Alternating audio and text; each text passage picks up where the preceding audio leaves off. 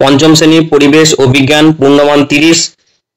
প্রথমে তোমাদের একের দাগে রয়েছে নিচের প্রশ্নগুলির এক কথায় উত্তর দাও। 10টি করতে হবে, 10টি প্রশ্নের মান 10। একের দাগের 1 নম্বর প্রশ্ন, আমাদের দেশের সব থেকে গুরুত্বপূর্ণ নদীর নাম লেখো। সঠিক উত্তরটি হবে গঙ্গা। একের দাগে 2 নম্বর প্রশ্ন, সুন্দরবন কোন উদ্ভিদ দেখা যায়? তো সুন্দরবনে ম্যানগ্রোভ জাতীয় উদ্ভিদ বা লবণাক্ত উদ্ভিদ দেখা যায়।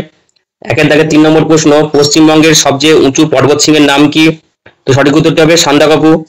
একের দাগে 4 নম্বর প্রশ্ন, মালদার কোন আম বিখ্যাত? তো মালদার ফজলি আম বিখ্যাত। একের দাগের 5 নম্বর প্রশ্ন, সীতাভোগ ও মিহিদানা কোন জেলায় পাওয়া যায়? সঠিক উত্তরটি হবে পূর্ব বর্ধমান জেলায়।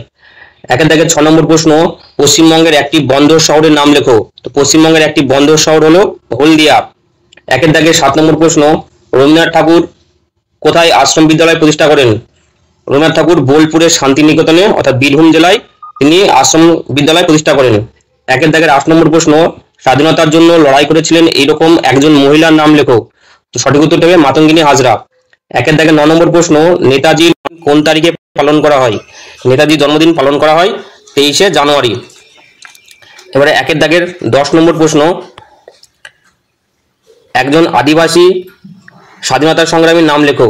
তো একজন আদিবাসী স্বাধীনতা সংগ্রামী হলেন বিরসা মুন্ডা। একের দাগে 11 নম্বর প্রশ্ন, বর্তমানে কোন মেশিনের সাহায্যে আমরা জমি চাষ করি? তো সঠিক উত্তরটি হবে পাওয়ার টিলার। একের দাগের 12 নম্বর প্রশ্ন, একটি সামুদ্রিক মাছের নাম লেখো।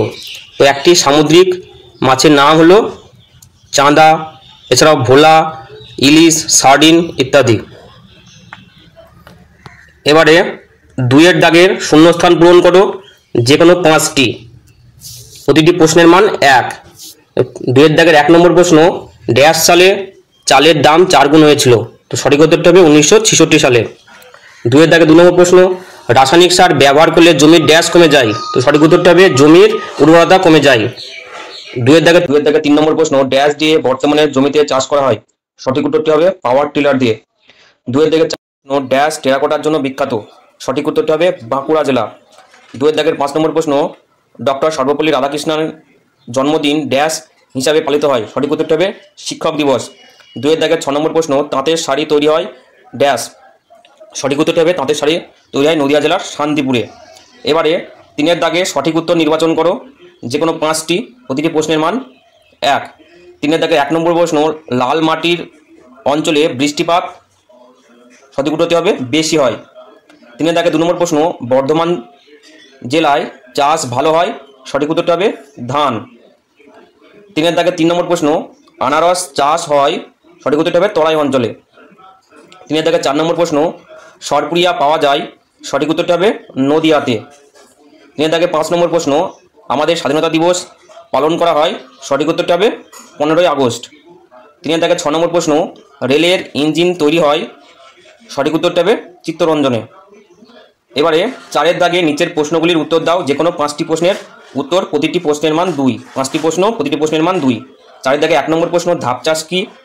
2 নম্বর প্রশ্ন, কয়েকটি লুপ্তপ্রায় মাছের নাম লেখো। 3 নম্বর প্রশ্ন, চা চাষের জন্য কীরকম আবহাওয়া প্রয়োজন? 4 নম্বর প্রশ্ন, জৈব সার বলতে কি বোঝো? 5 নম্বর প্রশ্ন, স্বাধীন ভারতের প্রথম প্রধানমন্ত্রী কি?